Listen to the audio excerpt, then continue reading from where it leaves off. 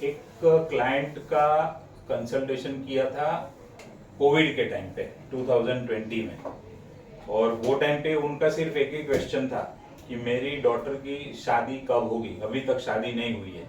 लगभग वो टाइम पे 32 या 33 साल की उम्र थी, हम अभी चेक कर लेंगे एग्जैक्टली कितनी थी, बट वो टाइम पे उनका सवाल एक ही था कि डॉटर की शादी कब होगी। और वो प्रिडिक्शन ईश्वर की कृपा से, माता जी की कृपा से वो सच भी हुआ है। ये देखिए, ये जैसे आपको पता है मैं सारी चीजें लिख के रखता हूँ, तो यहाँ पर ये लिखा हुआ है 20 अगस्त 2020 को कंसल्टेशन किया था, और वहां पर मैंने उनको क्लियर बताया था 14 अप्रैल 2021 से लेकर 14 अप्रैल 2024 तक शादी का कोई भी योग नहीं है। क्लियर कट मैंने उनको लिख के दे दिया था ये चीज। ये टाइम तक तो शादी नहीं होगी, आगे जो होगा वो बाद में देखेंगे, बट ये टाइम पे शादी नहीं होगी। अब वो टाइम पे जो उनका सवाल था 2020 का चल रहा था, 4 साल तक शादी होने वाली थी नहीं, तो वहां पर ही मैंने वो चैप्टर क्लोज कर दिया कि अभी 4 साल के बाद जो देखना है वो देखेंगे, अभी 4 साल तक कोई योग नहीं है। बराबर। अभी देखो, इसको दोनों तरीके से हम चेक करते हैं, आपको इधर भी बताता हूँ। अभी जैसे आपने पराशरी किया हुआ है, तो आपको एक पराशरी की भी हिंट देता हूँ। देखो कितना सिंपल होता है, और आगे आपको भी काम में आएगा पराशरी जब आप सीखोगे। ये जो क्लाइंट है उन्होंने टाइम दिया था 8:55। अभी 8:55 में अगर मैं चेक करता हूं तो क्या आ रहा है, वीनस आ रहा है।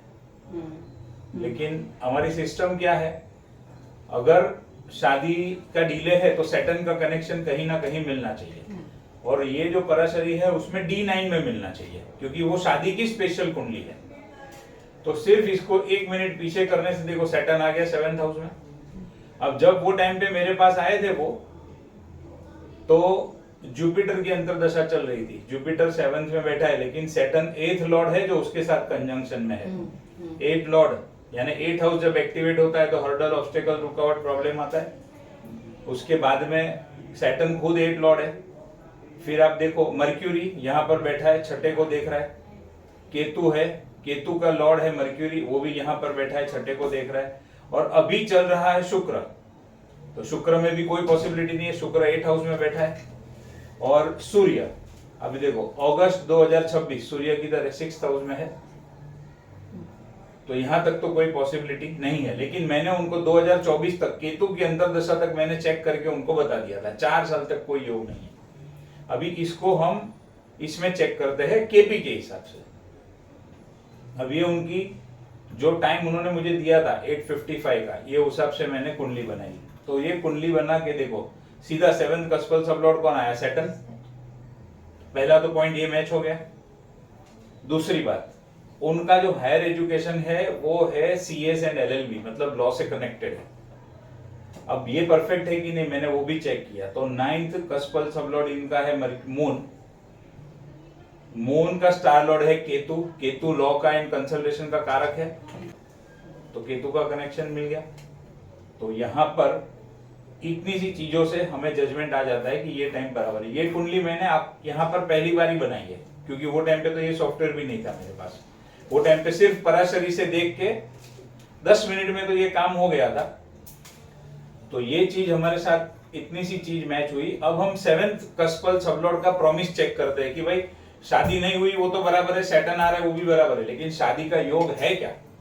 तो 7th कस्पल सबलॉर्ड का प्रॉमिस हम पहले चेक करेंगे कि 7th कस्पल सबलॉर्ड क्या कह रहा है। अब 7th कस्पल सबलॉर्ड है सैटर्न।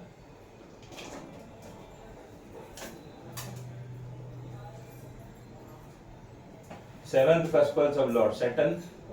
सैटर्न का जो नंबर है उसमें से हम हमारे सिस्टम के हिसाब से मेन नंबर ही लिखेंगे। सैटर्न खुद बैठा है फर्स्ट में, बट सैटर्न टेनेंटेड है तो उसको छोड़ दो। पहला तो कस्पल सबलॉर्ड का प्रॉमिस चेक करना है, बट सैटर्न टेनेंटेड है। सैटर्न के बाद आते हैं सूर्य पे। सूर्य के जो नंबर है 1, 11, 2, 3, 9, तो 1 में तो प्लैनेट है, 2 खाली है, 3 खाली है, 11 में खुद बैठा है, 9 खाली है। बराबर है, समझ में आया कुछ डाउट।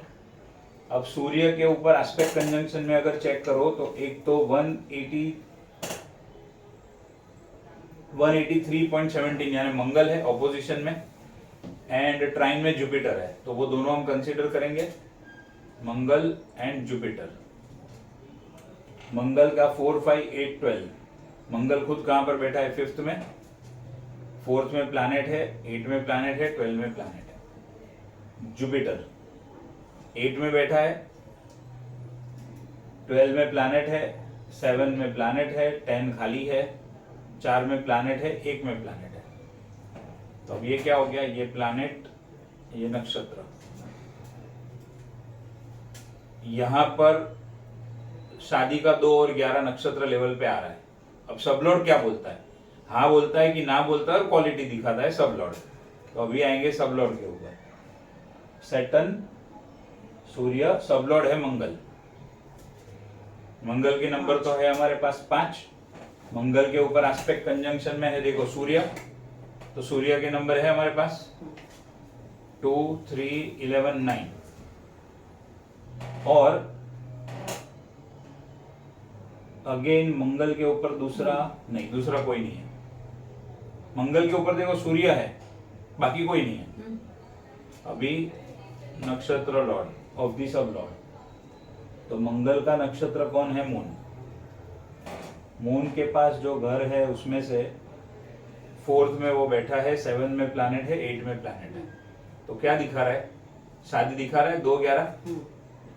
साथ में 5 नंबर भी आ रहा है। हो सके लास्ट लेट लव हो जाए, तो 2, 5, 11 का कॉम्बिनेशन है। एटलीस्ट लव मैरिज हो, अरेंज हो, चलो वो सेकेंडरी बात है, लेकिन 2, 11 का कॉम्बिनेशन मिल रहा है, तो शादी का योग, मतलब शादी तो होगी, ऐसा ये दिखा रहा है यहाँ पे।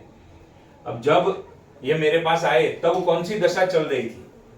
पराशरी से तो चेक कर लिया। देखो जब हमें दोनों शास्त्र आते हैं तो हमें ये सारा बेनिफिट होता है।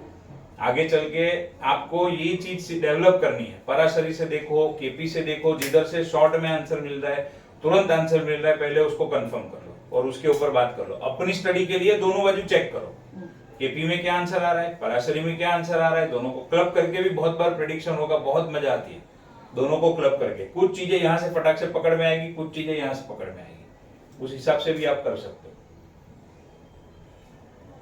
अब हम चेक करेंगे जब क्लाइंट मेरे पास आए तो दशा कौन सी चल रही थी। अगस्त 2020 में आए थे। तो पहला तो महादशा चेक करेंगे। महादशा है मून, तो मून की स्क्रिप्ट लिखते हैं। मून टेनेंटेड है, मून को छोड़ देंगे। मून के बाद में उसका स्टार लॉर्ड है केतु, 1723। केतु के पास है 1723। केतु 7th में बैठा है, 2nd खाली है, 3 भी खाली है और 1 में प्लैनेट है। अब देखो एक चीज यहाँ पर 3rd हाउस भी आ रहा है स्टैटिक प्रॉमिस में। 3rd हाउस क्या दिखाता है? ऑनलाइन को दिखाता है। तो उनको हम कह सकते, अभी उनका फोन आया था तो उनको हम गाइड करते समय कह सकते हैं कि आप ऑनलाइन इसके लिए ट्राई करो, यानी कि जो मैट्रिमोनियल साइट होती है वैसी ऑनलाइन जो साइट होती है उसका यूज करो।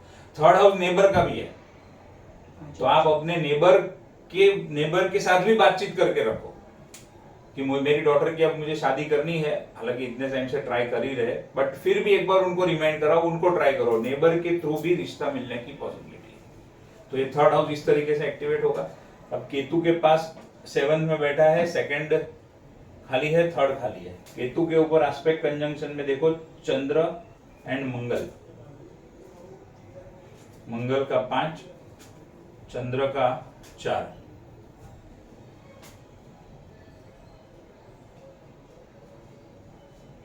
चंद्र, केतु, मरकरी 12 में बैठा है, 7 में प्लैनेट है, 10 खाली है। मरकरी के ऊपर एस्पेक्ट कंजंक्शन में कोई नहीं है एंड मरकरी का स्टार लॉर्ड वापस है केतु। केतु के पास 7, 2, 3 है।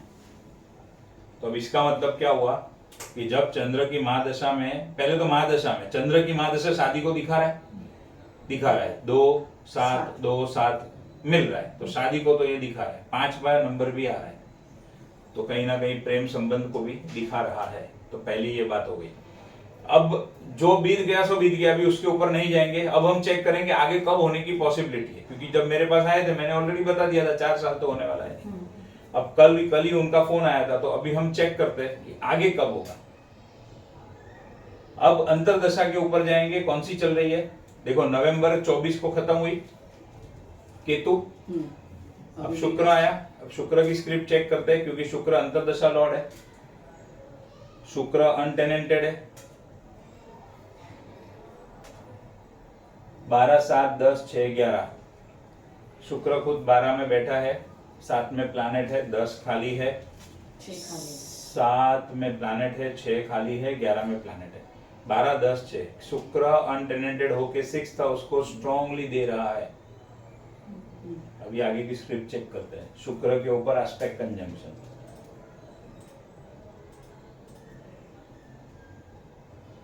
शुक्र के ऊपर एस्पेक्ट कंजंक्शन में एक जुपिटर है, 8, 10, कौन आ गया? 8। मैरिज के लिए दोनों नेगेटिव नंबर 6, दोनों नहीं इनफेक्ट तीनों, 6, 8, 12। आगे चेक करते हैं। शुक्र अभी है मरकरी नक्षत्र पे, मरकरी का 12, 10, मरकरी का एस्पेक्ट कंजंक्शन कोई नहीं है। सब लॉर्ड वीनस, शुक्र मरकरी शुक्र 12, 10, 6,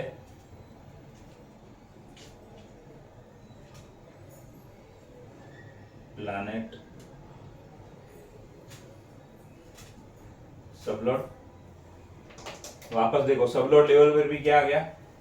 8, 6, 8, 10 आ गया, सॉरी 6, 8, 12। मेन नंबर 6 और 8 और सबलॉर्ड का नक्षत्र। शुक्र के ऊपर तो सिर्फ एक ही है, शुक्र का नक्षत्र। वापस मरकरी 12, 10।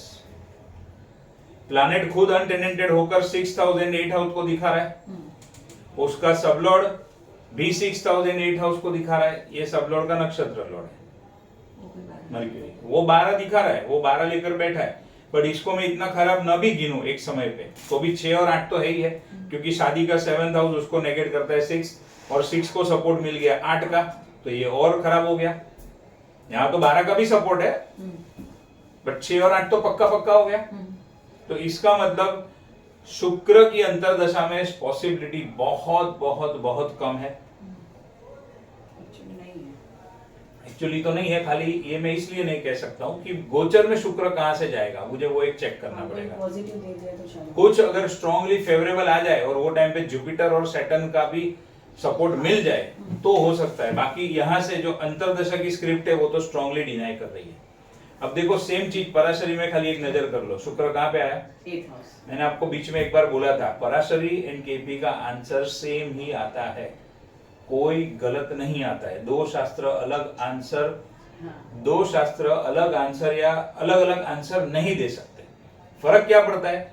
कोई शास्त्र फटाफट हमें जजमेंट लेने में हेल्प करता है, कोई शास्त्र में बहुत सारी चीजें चेक करनी पड़ती है। और हमें सबसे बेस्ट फायदा कब होता है? जब दो शास्त्र मालूम है तो उसको कंबाइन करके प्रेडिक्शन करो, या कुछ चीजें हैं जिसमें इतना लंबा लंबा देखने के बदले इधर से फटाक से पता चल जाता है, तो क्या जरूरत है इतना सारा चेक करने की? अभी हमें प्रोफेशनल लेवल पे आगे बढ़ना है तो हमें क्या करना होगा? हमें हमारा टाइम बचे। मान लो आपको दिन के 4-4, 5-5 कंसल्टेशन करने हैं, वो लेवल पे पहुंचना है, तो हर एक कंसल्टेशन के लिए आपका एक टाइम लिमिट होना चाहिए, तो ही आप कर सकोगे, वरना आप नहीं कर सकोगे। तो जो शास्त्र आपको आता है, 2, 3, 4, 5 शास्त्र आते हैं, वो सीखने में देखो फीस लगेगी, पैसा लगेगा, बट सीखने के बाद ये सारा बेनिफिट होगा, और वो लाइफ टाइम का बेनिफिट है। फिर एक बार सीखने का पैसा दे दिया, फीस दे दिया, बाद में तो कुछ है नहीं। फिर जैसी कुंडली आए, मतलब जैसा बोला है वैसे बैटिंग करो, जैसे कुंडली आती है वो हिसाब से करो। पराशरी में 1 मिनट करने से सब मिल गया था, तो आप यकीन नहीं मानोगे, मैंने 10 मिनट से ज्यादा उसके पीछे नहीं लिया है। क्यों? क्या जरूरत? 4 साल तक है ही नहीं, 4 साल का 4 साल के बाद में देखेंगे। और अभी फोन आया तो वो इतने खुश हुए कि आपका एक जजमेंट, मतलब हम बहुत खुश है इसलिए कि आपने बताया था 4 साल तक नहीं होगा, तो नहीं हुआ। अब नहीं हुआ वो तो चलो, लड़की के माँ बाप है तो थोड़ा हमें टेंशन रहता है कि नहीं हुआ, आपने तो बोला था, लेकिन आपने कोई गलत रास्ते पे हमको नहीं लेके गए। ये पूजा करवा लो, ये विधि करवा लो, ये नंग पहना दो, ऐसा आपने कुछ नहीं किया, वो हमें सबसे अच्छा लगा। तो अभी खाली हमें इतना बताओ कि आगे कब पॉसिबिलिटी है शादी की, बस उतना सिंपल उनका क्वेश्चन है। अब शुक्र की अंतरदशा, तो ये देखो इधर से भी ये तो ना बोल रहा है, तो ये भी ना बोल रहा है। अब हेल्प क्या होती है? इधर शुक्र स्ट्रांगली ना बोल रहा है, और मुझे इधर भी आंसर क्या मिल रहा है, 6 8 12 मिल रहा है, तो मैं एक लेवल पे अगर शुक्र की अंतर्दशा को अवॉइड ही कर दूं कि इसमें नहीं होगी तो भी कोई प्रॉब्लम नहीं होगा, क्योंकि पराशरी में 8 हाउस लेकर बैठा है। वो आपके जो उधर वाले है फॉरेन वाले, उसमें भी शुक्र 8 हाउस में बैठा है, जिसको जॉब नहीं मिल रही है।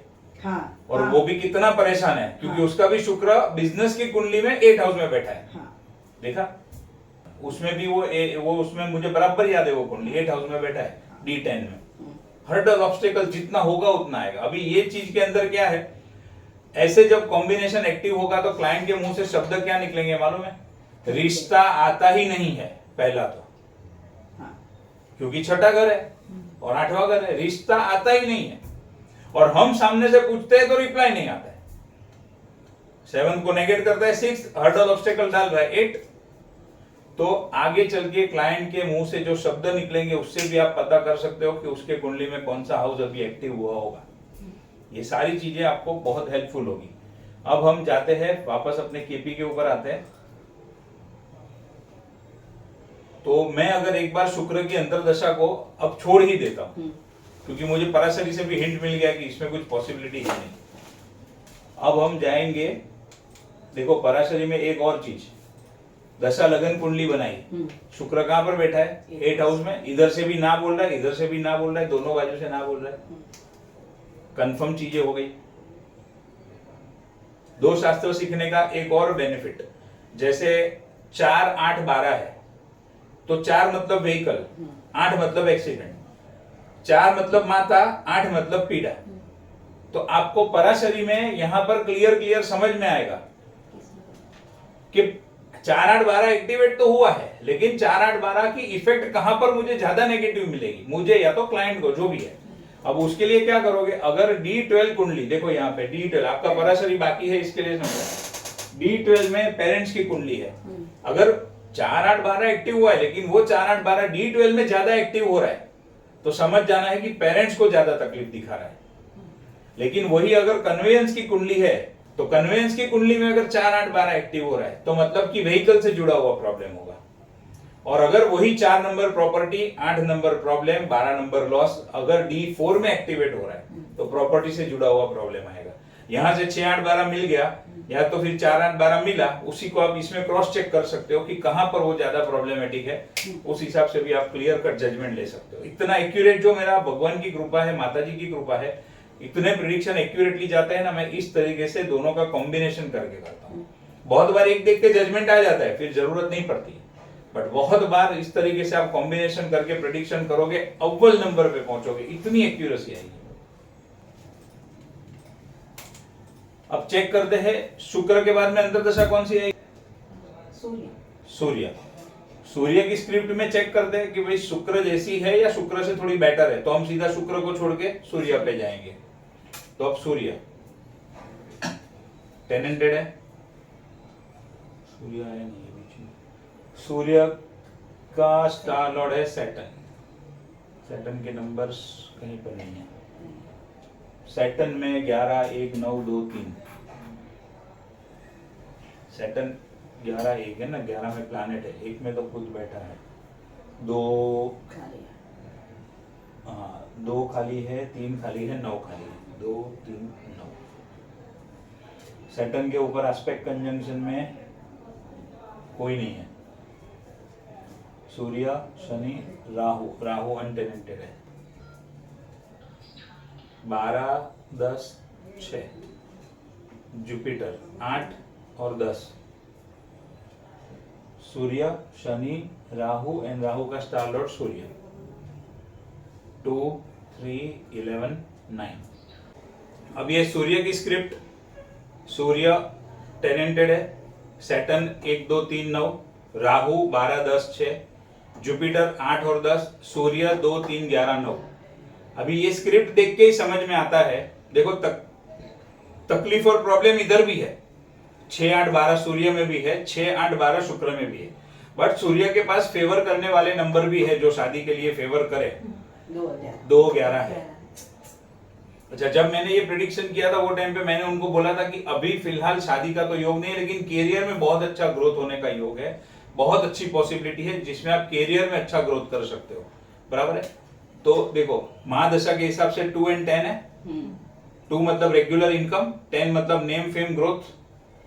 अब सूर्य में भी क्या है, इधर भी देखो 2, 6, 10, 11 जॉब के एंगल से अच्छे नंबर है। और यहाँ पर मैरिज के लिए नंबर जो चाहिए हमें 2 and 11 वो नंबर भी है।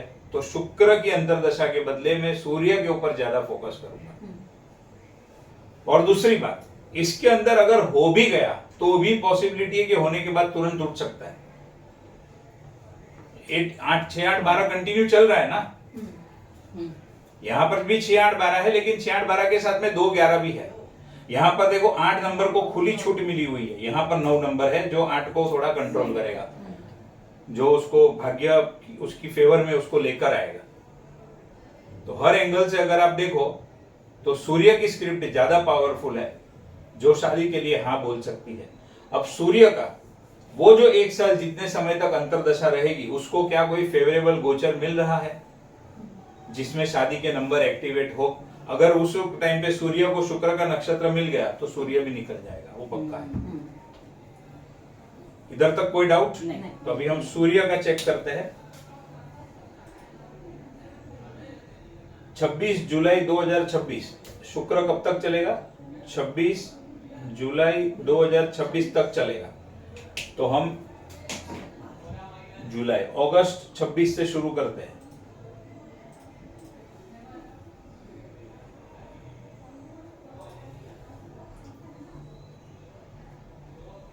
अगस्त 26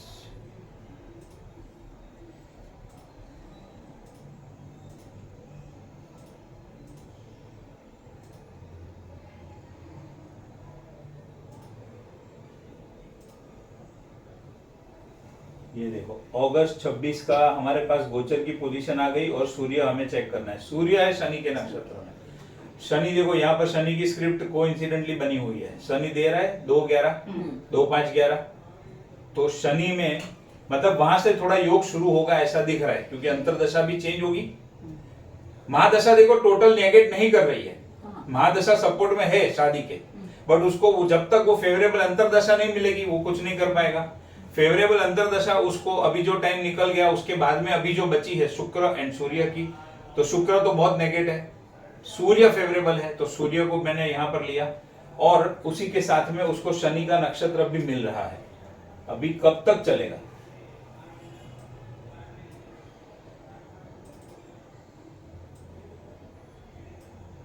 कब तक चलेगा? जनवरी 27 तक चलेगा। अभी आगे आगे एक एक महीना चेक करते हैं, क्योंकि सूर्य हर महीने राशि बदलता है।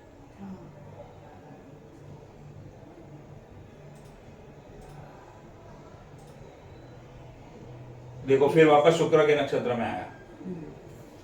समझ में आई बात? वो तो चाहिए नहीं। वो चाहिए नहीं। पूरा महीना। हाँ ऑलमोस्ट 1 महीना, हाँ ऑलमोस्ट 1 महीना पकड़ो ना, फिर वापस 1 महीना आगे जाएंगे। अब सूर्य आए चंद्र के नक्षत्र में। चंद्र भी देखो शादी को हाँ बोल रहा है। और चंद्र का नक्षत्र में जब आएगा तब सितंबर महीना होगा, और हमारे पास टाइम है खाली जनवरी तक का।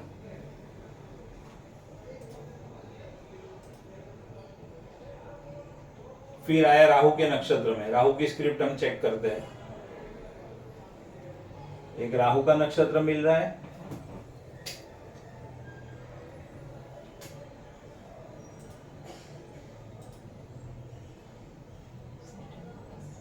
राहु के बाद गुरु आया होगा, गुरु के बाद में फिर शनि वापस आया। शनि भी फेवरेबल है, शनि हर्डल ऑब्स्टेकल के साथ में दे रहा है, चंद्र विदाउट हर्डल ऑब्स्टेकल दे रहा है। हालांकि अंतरदशा का प्लैनेट तो हर्डल ऑब्स्टेकल लेकर ही चल रहा है, लेकिन फिर भी उसको गोचर का सपोर्ट चंद्र के नक्षत्र में मिल रहा है। अब हम कहां तक पहुंच गए? नवंबर तक।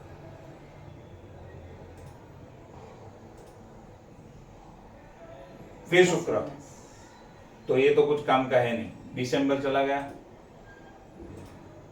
और 25 जनवरी समझो लास्ट, तो चंद्र वापस थोड़ा फेवरेबल है। इसका मतलब अगर मुझे ज्यादा लंबा चौड़ा नहीं देखना है तो इन शॉर्ट अगर मुझे देखना है तो मैं ये देख सकता हूं कि दिवाली 26 के बाद शादी का योग है। वहां से लेकर 25 जनवरी तक। Temporary period. नहीं, क्यों टेम्पररी, पक्का पीरियड। अंतर्दशा का चेक कर लिया ना मैंने, सूर्य का। सूर्य को जब जब देखो, इन शॉर्ट समझ लो, हर महीने वो तो राशि बदलता है, तो नक्षत्र भी उतना फास्ट बदलेगा सूर्य का। तो उसको सूर्य की अंतर्दशा में जो शादी के लिए फेवरेबल नक्षत्र मिलेगा उसमें शादी होगी। 27/8/2026 से लेके परफेक्ट, 25/1/2027 तक। बस ये 6 महीने का टाइम, ये 6 महीने में शादी होगी इन शॉर्ट। बाकी उसके पहले कोई योग नहीं है। शुक्र तो बहुत खराब है। अच्छा, शुक्र में अगर मान लो 1% केस में शादी हो गई, शुक्र क्या है, फास्ट मूविंग प्लैनेट है। 1% केस के अंदर, क्योंकि हम भगवान नहीं है, ये चीज हमेशा ध्यान में रखना। तो क्लाइंट को ये भी हम समझा सकते हैं कि 1% केस के अंदर मान लो शादी हो भी गई तो टूटने के बहुत पावरफुल योग है, ये समझ के चलना। क्योंकि उसको अंतर्दशा शुक्र फटाफट घूमेगा। जैसे जैसे अंतर्दशा फेवरेबल मिली तो ठीक है, अगर कहीं पर यही अंतर्दशा तो चल ही रही है और उसको यही नक्षत्र मिल गया तो प्रॉब्लम भी क्रिएट कर सकता है, बहुत बड़ा प्रॉब्लम हो सकता है। और मैं क्लाइंट को ऐसे भी सजेस्ट करता हूं बहुत बार कि मेरा ये सजेशन है कि इतने टाइम तक रुक ही जाओ, इसके ये 26 जुलाई तक रुक ही जाओ, उसके बाद में ही शुरू करो जो करना है। हाँ, क्योंकि इसमें भी अगर पॉजिटिव मिला तो वो शायद उसमें हो गया तो वापस प्रॉब्लम। तो ये अंतर्दशा एटलीस्ट गुजर जाने दो। हाँ, बराबर है। क्योंकि इसमें भी आप देखो तो 6 और 10 का कॉम्बिनेशन है, तो 6 नंबर जॉब, 10 नंबर अच्छा है ग्रोथ के लिए, नेम फेम ग्रोथ जॉब के अंदर। और जब उनसे बात हुई थी तो बोला था, आपने बोला वैसा ही हुआ है, वो जॉब में अच्छा कर रही है, बहुत अच्छा कर रही है। ये 4 साल में उसने जॉब में बहुत अच्छा किया।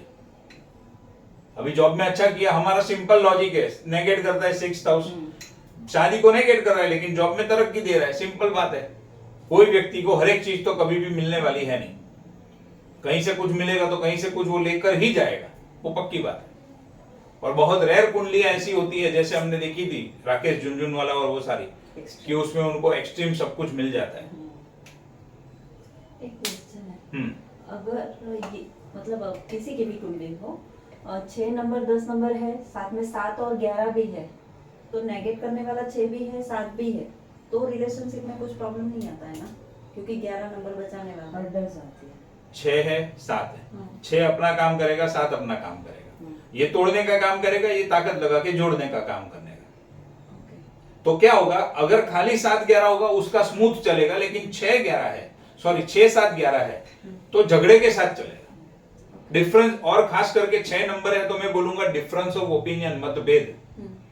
वाइफ बोलेगी होटल जाना है, हस्बैंड बोलेगा मूवी जाना है। तो जॉब में भी अच्छा कर सकते हैं ना, बट उसको कौन सा, यही ये 6। हाँ, तो जॉब में तो बहुत 6-10-11 मिल गया उसको, जॉब में अच्छा कर ही सकता है, 100% अच्छा कर सकता है। रिलेशनशिप में खटपट रहती, रिलेशनशिप के एंगल से खटपट रहेगी, बट करियर के एंगल से बढ़िया नंबर है 6-10-11। तो अभी जब उनका कॉल आएगा तो उनको सिर्फ इतना बताना है, और 2 साल का टाइम बाकी है, सिंपल, कुछ लंबा चौड़ा बोलना नहीं है, 2 साल का टाइम और बाकी है। या उसको थोड़ा पॉजिटिव रखने के लिए हम ये कह सकते हैं कि 25 जाने दो, 26 से योग शुरू होगा, 27 तक हो जाएगा। ये अच्छा आंसर उसको अगर पॉजिटिव थोड़ा आंसर देना है तो ये कह सकते हैं 25 जाने दो, 26 से योग शुरू होगा, 27 तक हो जाएगा। पराशरी में मंगल 11 नंबर पे बैठा था, तो इच्छा पूर्ति वो भी हो सकती है ना D9 में।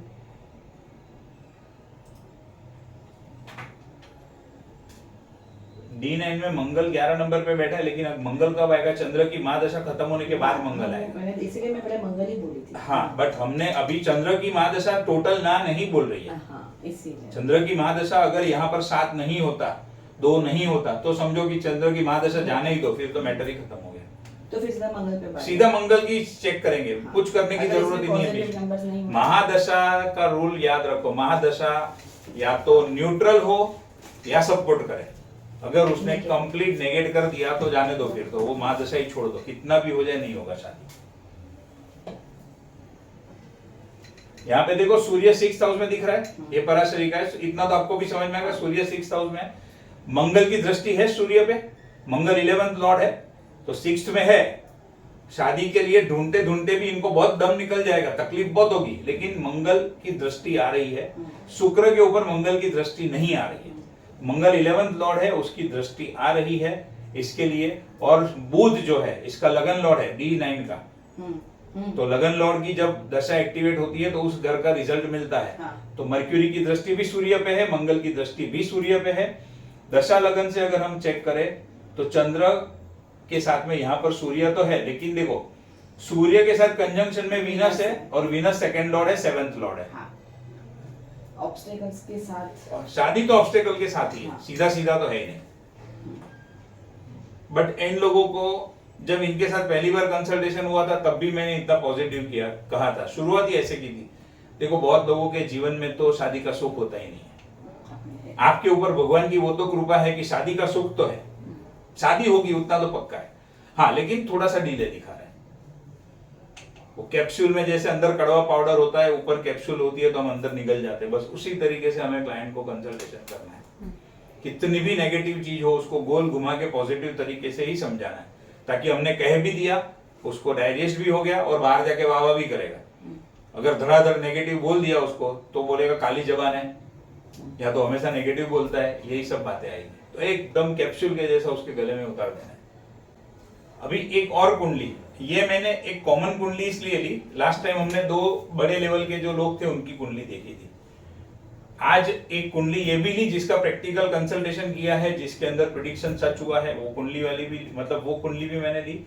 एक हम और सचिन तेंदुलकर की कुंडली आज स्टडी करते हैं कि जो स्पोर्ट्स के अंदर इतना बड़ा नाम किया जिस व्यक्ति ने, तो वो किस वजह से कर सका, उसको हम स्टडी करते हैं। उसके बाद में आपकी कोई क्वेरी, आपके कुछ डाउट होंगे तो वो ले लेंगे।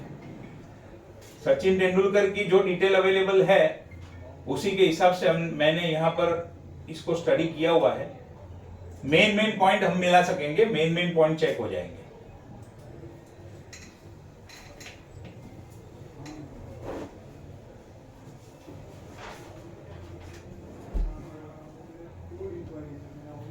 ये तेंदुलकर की डेट ऑफ बर्थ, फिर मैच खेलना शुरू कब किया यानी डेब्यू कब किया, तो नवंबर 1989 में। ये मेन डेट खास ध्यान में रखना। फिर अवार्ड बड़े बड़े कब मिले, 2002 में मिला, अर्जुन अवार्ड मिला 94 में, खेल रत्न अवार्ड मिला 97 में, पद्मश्री मिला 98 में, पद्म विभूषण 2008 में, और भारत रत्न मिला 2013 में। यानी ये सारी चीजें इनको बहुत फेम मिला। यानी हमें किस चीज का कनेक्शन मिलना चाहिए ये टाइम पीरियड के अंदर, 5 एंड 10 स्पोर्ट्स में मिला है, एंड 10th। और चलो 5 का नहीं भी मिले लेकिन 10th का तो मिलना ही चाहिए, बराबर। फिर रिटायर कब हुआ खेलने का, 2012 में एक फॉर्मेट से रिटायरमेंट लिया, और नवंबर 13 में कंप्लीट रिटायरमेंट लिया। शादी की डेट यहाँ पर अवेलेबल है। शादी के अंदर आपको अगर ध्यान में हो तो उनकी जो वाइफ है वो उनसे 2 या 3 साल बड़ी है, यानी अनऑर्थोडॉक्स हुआ। 7 साल बड़ी है, इन शॉर्ट बड़ी है तो अनऑर्थोडॉक्स हुआ। नॉर्मल केस के अंदर छोटी होनी चाहिए, बड़ी है तो अनऑर्थोडॉक्स। तो वो चीज मेन हमें यहाँ पर समझनी है। फिर उनके टाइम में खराब पीरियड कब आया था, 2004 में इंजरी हुई, 2005 में सर्जरी हुई। 2005 से लेकर 7 में पुअर परफॉर्मेंस रहा उनका। 2001 में उनके ऊपर बॉल टेम्परिंग का एलिगेशन भी लगा, एंड स्कैंडल के अंदर कुछ वो इन्वॉल्व थे 2008 के अंदर। इतनी चीजें हमारे पास अवेलेबल है। अब हम चेक करते हैं कि क्या क्या चीजें हो रही है उनके साथ। अब देखो, सबसे पहला स्पोर्ट्स के अंदर इतना बड़ा नाम कमाया तो उनका कर्म हुआ, तो 10th कस्पल सब्लोड की स्क्रिप्ट को हमें चेक करना है।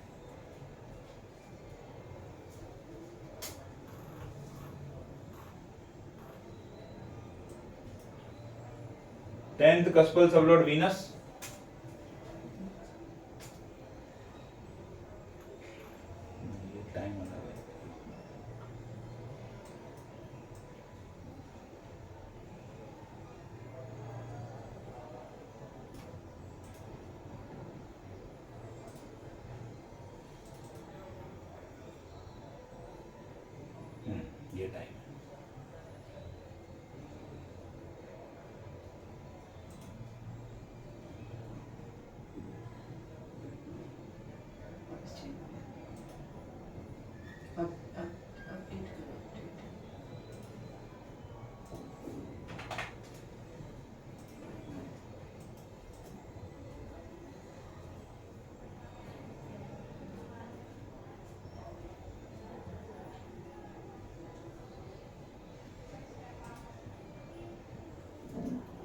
10th कस्पल सबलॉर्ड केतु, केतु 5 और 11, बट केतु टेनेंटेड है तो इसको हम ज्यादा इंपॉर्टेंस नहीं देंगे। केतु का स्टार लॉर्ड राहु, राहु का 9, 5, 3, 10, 9, 5, 3, 10,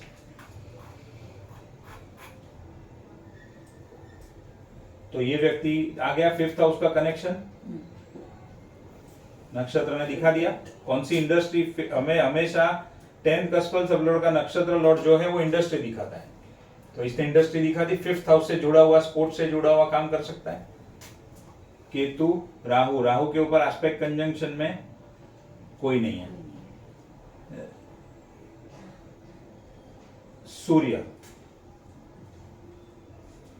सबलॉर्ड सूर्य, सूर्य के नंबर है 11, 9, 1। सबलॉर्ड क्या करता है, क्वालिटी दिखाता है। केतु सूर्य अनटेनेंटेड भी है और सूर्य के पास 1 नंबर खाली है और खुद बैठा है 9 नंबर में। 1 नंबर खाली है, खुद बैठा है 9 में। अब क्या हो गया, 9th हाउस, भाग्य का भरपूर सपोर्ट और सूर्य का स्टार लॉर्ड केतु 5, 11। अब नक्षत्र पे आ गया तो इसका नंबर काउंट होगा। क्या दिखा रहा है बोलो, है कोई डाउट? 5, 9, 11, 5, 9, 11, कहीं पर भी 8 है? नहीं। आपका मेरा, हमारे सबके कुंडली में 8 हम लोग लेकर बैठे हैं, किधर भी 8। स्मूथ चलता है लाइफ, स्मूथ, ऐसी कुंडलियां होनी चाहिए। मतलब जो बड़े लेवल पे होते हैं उनको ये टाइप की कुंडलियां उनकी होती है। वो एस्ट्रोलॉजी में बिलीव करे नहीं करे, वो जाए नहीं जाए एस्ट्रोलॉजर के पास, वो अलग बात है। और दूसरा कि उनका अच्छा चल रहा है तो वो आमतौर पे जाते भी नहीं है, वो भी एक सिंपल सी बात है। बट यहां पर अगर आप देखो तो ये व्यक्ति का स्पोर्ट्स से कनेक्शन दिख रहा है क्लियर कट, और ये व्यक्ति स्पोर्ट्स में अपना करियर बनाएगा तो इसको हासिल क्या होगा, 5, 9, 11, 1 और 11 नेम एंड फेम, 9 नंबर भाग्य का सपोर्ट, 5 नंबर स्पोर्ट्स का है ही है। इससे बढ़िया कुंडली क्या मिलेगी किसी को, 8 कहीं पर भी नहीं है। तो पहला एक चीज ये क्लियर हो गया। अब ये लोगों को क्या है, इतनी टफ कंपटीशन में अपना नाम बनाना होता है, तो हम चेक करते हैं कि इनका 6th हाउस कितना पावरफुल है। कंपटीशन के लिए 6th हाउस की बार बार उनको जरूरत पड़ती है, तो 6th कस्पल सबलॉर्ड चेक करते हैं।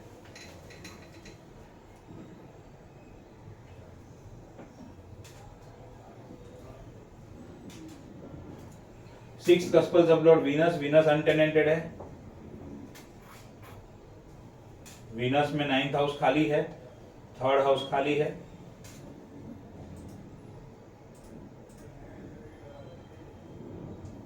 जुपिटर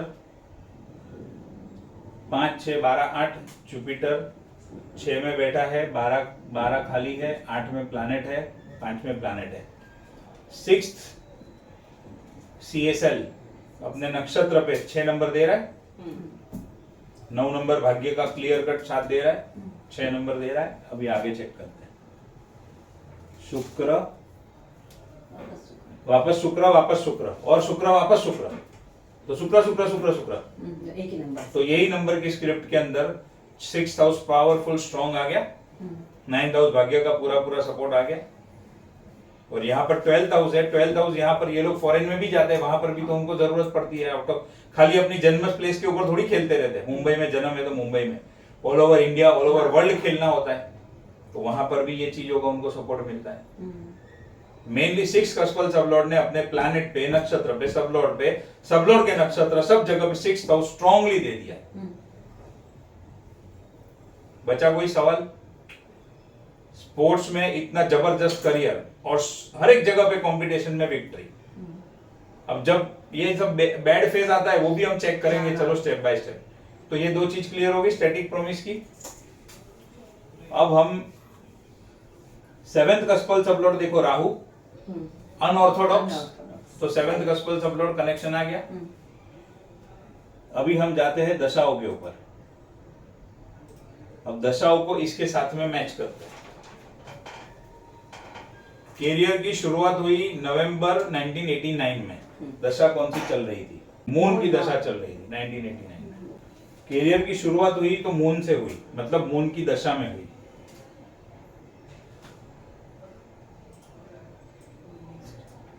अब मून तो टेनेंटेड है, मून का स्टार लॉर्ड वीनस, वीनस का 9 एंड 3, हाँ 10 में प्लैनेट है, 9 3, वीनस वीनस के नक्षत्र में ही है, वीनस वीनस में ही है, बराबर ना। स्टार लॉर्ड वीनस, सॉरी मैं, मून वीनस मर्क्यूरी, और यहाँ पर वीनस के साथ में जुपिटर का कनेक्शन है, हमने देखा था ना अभी कंजंक्शन में। 6 में बैठा है, 12th खाली है, तो ये प्लैनेट, ये नक्षत्र, अब सब lord moon Venus Mercury, Mercury untenanted, Mercury के पास जो नंबर है उसमें 8 2 11 है, तो 8 में बैठा है, 11 में प्लैनेट है, 2 खाली है, मर्क्यूरी के ऊपर एस्पेक्ट कंजंक्शन।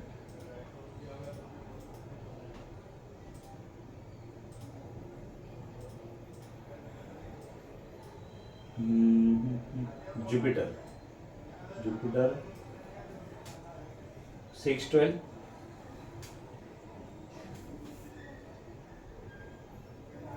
एंड मरकरी का स्टार लॉर्ड मर्क्यूरी 8 2 6 12, जुपिटर आ गया उसके साथ में, ये जुपिटर वाला, बराबर है। तो यहां पर उन्होंने अपने करियर की शुरुआत की, खेलने का चालू किया। अब अंतरदशा कौन सी चल रही थी जब एग्जैक्ट खेलना चालू किया, क्योंकि महादशा तो 10 साल चलेगी। नवंबर 89, नवंबर 89 में देखो वीनस था, बराबर है। अब वीनस के अंदर, वीनस की स्क्रिप्ट तो हमारे पास है, वीनस मरकरी, वीनस का तो सब में वीनस वीनस वीनस ही है। और फिर इसका ये चैप्टर यहाँ पर समझो 1989 में चालू किया, फिर 1 साल 2 साल में ये मून की अंतरदशा, मून की महादशा खत्म हो गई। तो अब हम जाते हैं मंगल पे। मंगल की स्क्रिप्ट में मंगल अनटेनेंटेड 649, एस्पेक्ट कंजंक्शन, सेमी सेक्सटाइल चंद्र,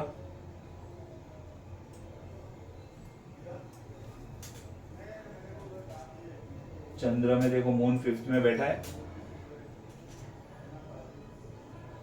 मून 5th में बैठा है, 3rd खाली है, 10 में प्लैनेट है, 9 3rd खाली है, 10 में प्लैनेट है, 9 में प्लैनेट है, एंड 12 खाली है। जब उन्होंने करियर की शुरुआत की, पहले ही मैच उनकी पाकिस्तान के खिलाफ थी, यानी आउट ऑफ इंडिया गए थे, 12th हाउस एक्टिव था, समझ में आया। कंपटीशन 6th हाउस मिल रहा था। अब ये जो 8-12 आप यहाँ पर देख रहे हो, एक बाजू उनकी इनकम भी चालू हुई।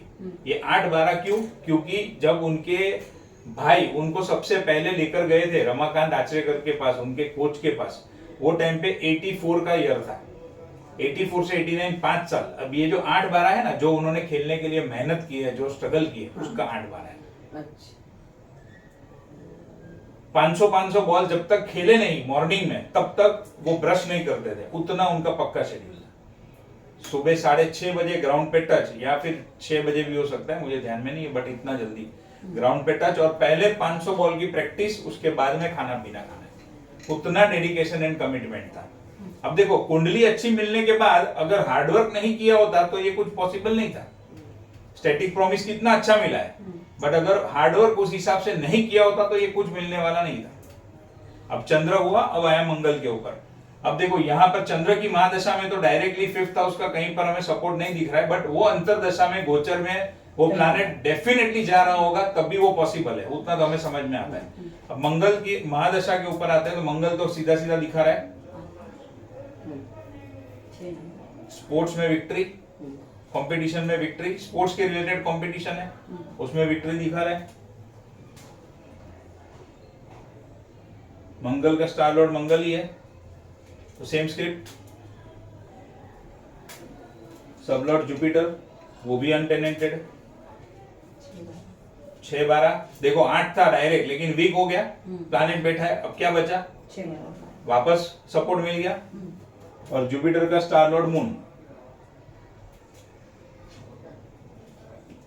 5 और 6। मंगल की दशा में उनका धीरे धीरे धीरे धीरे करके ग्रोथ चालू हुआ। बहुत बार मैंने आपको कहा है कि आने वाली महादशा जो होगी उसकी अंतरदशा, मतलब पहली जो महादशा होगी उसकी अंतरदशा के एंड में वो नई महादशा का पूरा प्लानिंग सेट करेगा। यहां पर सेम चीज होती हुई दिख रही है। अगली अंतरदशा जो थी उसके अंदर उनको क्रिकेट में वो लेके आए और एक बैकग्राउंड शुरू हुआ। अब पूरी मंगल की महादशा उनको मिली। तो इससे आगे राहु की महादशा देखो आप। मंगल 7 साल। मंगल 7 साल, राहु टेनेंटेड है। राहु का स्टार लॉर्ड वीनस 9-3। कैसा मंगल में भाग्य का सपोर्ट है कहीं पर 8 नंबर है, फुल सपोर्ट। 9 नंबर भाग्य का है। देखो 3, 9, 12 बार बार फॉरेन जाना पड़ता है, बार बार विदेश जाना पड़ता है, तो 3, 9, 12 भी है। कंपटीशन में विक्ट्री चाहिए तो 5 और 6 भी है। ये सब करके लग्जरी हासिल हुई तो 4th हाउस भी है और भाग्य का भरपूर सपोर्ट है। चाहिए उतना सपोर्ट है क्योंकि नेगेट करने वाला 8 है ही नहीं कहां पर। अब वीनस के साथ में Jupiter 6-12, Rahu Venus Mars, Rahu Venus Mars, Mars 6 में बैठा है, 4 खाली है, 9 में प्लैनेट है। हाँ बोलो क्या? यहाँ पे 4 ये नेगेटिव वाला कुछ नहीं हो सकता है ना, 4 5th स्पोर्ट्स को। देखो 8 नहीं है तो भरपूर नेगेट नहीं होगा।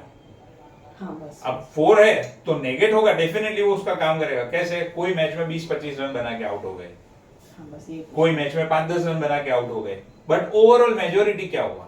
हाँ, तो ये चीज जब भाग्य का सपोर्ट है पर थोड़ा कुछ हो सकता है क्योंकि वो अपने जीवन में 0 पे भी तो आउट हुए हैं। हाँ। ऐसा थोड़ी है कि हर एक मैच में सेंचुरी मारा, इतना बढ़िया कुंडली है तो भी। हाँ। तो अंतरदशा, महादशा, प्रत्यंतर दशा, सूक्ष्म दशा, सूक्ष्म दशा भी वो इंपॉर्टेंट रोल। अभी वो सूक्ष्म दशा के अंदर 2 मैच है समझो, और वो सूक्ष्म दशा में 8 नंबर मिल गया तो नहीं खेल पाएगा व्यक्ति। यही तो समझना है। इतना बड़ा व्यक्ति होकर भी अभी हम जब देखेंगे कि बैड फेस चल रहा था तो कैसे 8 नंबर आया तो उसको भी डाउन कर दिया। वही तो सब, ये सब चीजें इंटरेस्टिंग इसलिए होती है, स्टडी करने में इसलिए और मजा आता है। अब ये राहु वीनस मंगल अनटेनेंटेड है। चंद्र है ना उसके ऊपर। हाँ, मंगल के साथ में चंद्र 5, 3, 12, हर एक बार 3, 9, 12 है फॉरेन जाने का। और मंगल का, राहु का मंगल, और मंगल का स्टार लॉर्ड वापस मंगल।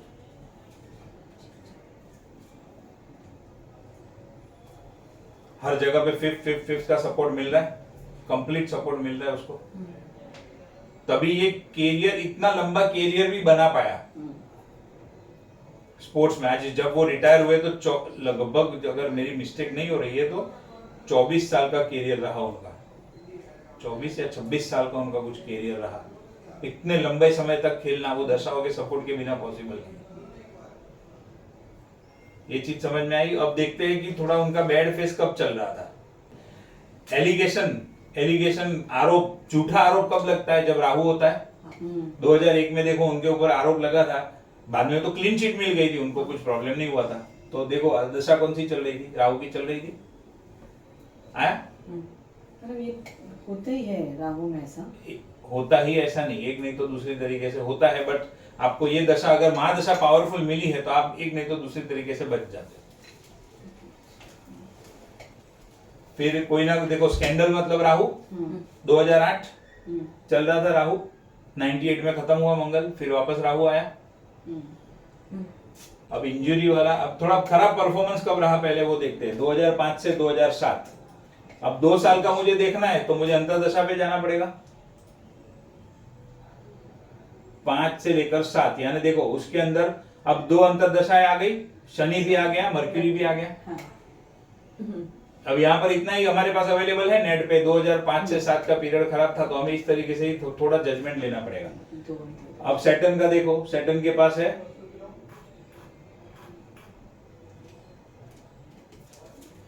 Saturn, Mangal, Rahu and Rahu का स्टार लॉर्ड वीनस, बराबर। सैटर्न की स्क्रिप्ट हमारे पास नहीं है। मर्क्यूरी। देखो मर्क्यूरी की देखो सिंपल समझ में आएगा, मर्क्यूरी में 8 हाउस है, मर्क्यूरी 8 में बैठा है, आया। ऐसे व्यक्ति के जीवन में भी बैड फेज आया जब वो अंतर्दशा आ गई, लेकिन उतना ज्यादा डैमेज नहीं कर पाई। क्यों? क्योंकि 11 में तो प्लैनेट बैठा है, 11 वीक है, लेकिन सेकंड हाउस 6, मतलब इनकम तो चालू रही। 8 हाउस तो हर्डल ऑब्स्टेकल हुआ, परफॉर्मेंस के ऊपर इफेक्ट पड़ा, इतना इफेक्ट पड़ा कि सब बोल रहे थे कि रिटायरमेंट ले लो, अभी बहुत हो गया, वहां तक बात पहुंच गई थी। 8 नंबर बराबर काम कर रहा था, बट वो इतना नड़ा क्यों नहीं? एक तो देखो मर्क्यूरी, तो मर्क्यूरी क्या करता है, फास्ट मूविंग प्लैनेट है, तो वो फटाफट नक्षत्र बदलते रहता है, तो एक नहीं तो दूसरा पॉजिटिव नक्षत्र, एक खराब नक्षत्र भी मिलता है तो पॉजिटिव भी मिल जाता है। अब यही चीज अगर शनि या राहु के पास हो और उसको एक नेगेटिव नक्षत्र मिल गया, हो गई बात खत्म। वो एक 1.5 साल तक वहीं पड़ा रहता है, तो फिर उसका तो हालत खराब। बट मर्क्यूरी 8 नंबर लाया था डेफिनेटली, बट वो मर्क्यूरी लेकर आया था तो नक्षत्र में, गोचर में फास्ट मूविंग प्लैनेट है, तो खराब समय भी रहा लेकिन बीच में अच्छा भी रह गया। तो एक ये पॉइंट हमारे सामने क्लियर हो गया। मर्क्यूरी अभी पूरी देखो, और मर्क्यूरी का देखो, मर्क्यूरी स्टार लॉर्ड मर्क्यूरी, सब लॉर्ड मर्क्यूरी, सब लॉर्ड का नक्षत्र लॉर्ड भी मर्क्यूरी। सर इसका बेटा है ना, वो बहुत ट्राई कर रहा है ना, वो नहीं आ पाया, तो उसके कुंडली में ऐसे कोई योग हो गया ना डेफिनेटली। हाँ, तो 5 नंबर भर भर के नेगेट हो रहा होगा। हाँ डेफिनेटली वो तो आ ही नहीं सकता, आ ही नहीं रहा है ना। मतलब कितनी मेहनत चल रही है, मतलब वो तो इतने बड़े स्टार का बेटा बोला जाता है कि उसको तो ऐसे कोई ले ले, पर फिर भी वो उसको एंट्री नहीं मिलती है। वही तो व्यक्ति का प्रारब्ध बोलो, नसीब बोलो या कुंडली बोलो, वही तो है। हाँ, तो तेंदुलकर का बेटा होने से टीम में नहीं ले लेंगे कोई, उसके अपने ग्रह नक्षत्र फेवरेबल होने चाहिए, तब होगा। उसका पहले तो परफॉर्मेंस देखेंगे, क्योंकि आज ये लेवल पे खेलना है, और परफॉर्मेंस कब आएगा? जब ऐसी पावरफुल कुंडलियां मिलेगी तब आएगा, बाकी कहां से आएगा? कहीं पर भी 8 है, देखो जो महादशा तेंदुलकर को मिली उसमें कहीं पर भी 8 नहीं है। अब सर्जरी 8 नंबर, अच्छा 2004 और 5 में इंजुरी सर्जरी,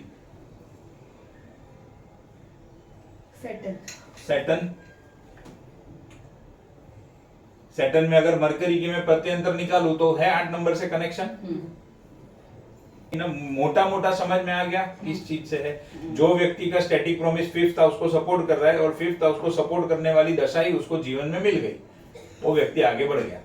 और दूसरे कोई नंबर, अच्छे नंबर तो है ही है, बट अच्छे नंबर ना भी हो तो भी खराब नंबर नहीं है, 8 नंबर नहीं है इसको किधर भी महादशाओं में। अंतरदशा में बेशक आएगा तो वो टाइम पे थोड़े कम रन बना के आउट होगा, अभी बहुत बार 99 पे भी आउट हुआ है। हाँ। तो फिर तो क्या है कि उस पर्टिकुलर दिन के ऊपर चंद्र का नक्षत्र कौन सा था, और वो पूरे दिन नक्षत्र तो रहता है, लेकिन जिस टाइम पे मैच चली वो टाइम पे सब लॉर्ड कौन सा चल रहा था, सब लॉर्ड कौन सा चल रहा था, वो तेंदुलकर को क्या दे रहा था, उस हिसाब से पूरा कैलकुलेशन होता है। बट इसमें आपको मेजर चीजें समझ में आ गई। अभी आपने जो पूछा, देखो तो इससे एक चीज हमें क्या समझ में आई कि चाहे कोई भी व्यक्ति हो इस दुनिया में, कुंडली और एस्ट्रोलॉजी उसके ऊपर काम करता है और करता है। वो व्यक्ति बिलीव नहीं करे वो उसका सब्जेक्ट है, ज्योतिष को दिखाए नहीं दिखाए उसका सब्जेक्ट है, बट वो चीज काम करती है। तो हमारे जो फंडा है, जो प्रिंसिपल है, हमें उसको थरली फॉलो करना है, उसको पकड़ के रखना है। उससे कहीं पर भी, और सामने कोई भी व्यक्ति बैठा हो, ये भी एक चीज ध्यान में रखना, कभी आपका नाम आगे बड़े लेवल पे पहुंचे तो कोई बड़ा व्यक्ति भी आपके पास आ सकता है, बट उसके स्टेटस से, या चलो बड़ा व्यक्ति, या फिर आपके समाज में, आपके गांव में आप पहचानते हो कि भाई ये व्यक्ति हमारे गांव में, हमारे समाज में बड़ा व्यक्ति है, एग्जाम्पल, बट सामने कोई भी बैठा हो, हमें उससे इन्फ्लुएंस होना नहीं है। हमें हमारी कुंडली जो बोल रही है, मतलब कि उसकी कुंडली जो बोल रही है, उसी के बेस के ऊपर हमें आंसर देना है, उसके इन्फ्लुएंस में नहीं आ जाना है, या फिर उसका बाहर का जो कैरेक्टर दिख रहा है या बाहर की जो चीजें है उसको देखते हुए फिर इसमें हमारा प्रेडिक्शन चेंज कर दे या उससे बायस हो जाए, वैसा भी नहीं करना है। बाहर जो है वो है, लेकिन कुंडली से जो दिख रहा है वो फाइनल है। उसको मुंह पे बोलने की भी हिम्मत रखनी पड़ेगी कि सर ऐसा है। ये चीज हमारे अंदर होनी चाहिए। हमारे शास्त्र के ऊपर हमें इतना भरोसा, इतना कॉन्फिडेंस होना चाहिए। और मैं एक नहीं, आप चाहे मुझे कोई भी कुंडली लाकर दे दो, ये सारी चीजें जो मैंने आपको समझाई है, सिखाई है, हर एक चीज मैच होती हुई दिखेगी आपको। अगर आप कोई पॉइंट मिस कर जाते हो तो वो आपकी गलती है। अगर मैं कोई पॉइंट मिस कर जाता हूं तो मेरी गलती है, लेकिन शास्त्र की जो चीजें, क्योंकि जो चीजें मैं आज आपको समझा रहा हूँ, सिखा रहा हूँ, वो सारी चीजें एस्ट्रोलॉजी, वास्तु, न्यूमरोलॉजी, वो सीखने में मैंने खुद ने 13 लाख रुपए इन्वेस्ट किया है। और वो 13 लाख रुपया इन्वेस्ट करके अलग अलग जगह से सीखा हूं, और उसका काम करके मेरा खुद का उसके अंदर एक्सपीरियंस, खुद का उसके अंदर नॉलेज, प्लस मेरे पास्ट बिजनेस का जो कुछ भी मार्केटिंग का एक्सपीरियंस है, जो कुछ भी लोगों के साथ बातचीत करने का एक्सपीरियंस है, वो सारा निचोड़ आपको मिल रहा है।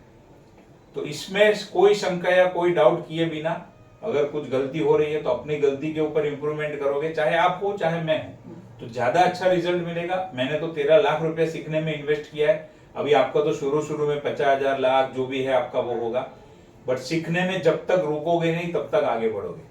मैं तो अभी भी मुझे कोई नया कोर्स बोले और मुझे लगे कि हाँ इसमें मेरे लिए कुछ है, मैं डेफिनेटली सीखने जाऊंगा। मैं आज भी सीखने के लिए रेडी हूँ। जब तक सीखना नहीं रोकोगे, आगे बढ़ना नहीं रुकेगा। जिस दिन सीखने का कम कर लिया या ऐसा समझ गए कि अब मैं तो सब सीख गई हूँ या मैं सब सीख गया हूँ, मुझे अभी सब आता है, उस दिन जिंदगी का एंड होगा, उससे आगे प्रोग्रेस नहीं होगा। और ये सब शास्त्र ऐसे है कि कोई व्यक्ति कहे कि मैं संपूर्ण हूं तो वो सबसे बड़ा अज्ञानी है, वो समझ लेना। बहुत बड़े और बहुत डिटेल में शास्त्र है। कुछ लोग मिसयूज करते हैं, कुछ लोग अच्छे तरीके से यूज करते हैं। जो अच्छे से यूज करते हैं वो आगे बढ़ते हैं। तो चलो अब हम आपकी क्वेरीज के ऊपर जाते हैं, क्वेरीज के ऊपर बात करते हैं।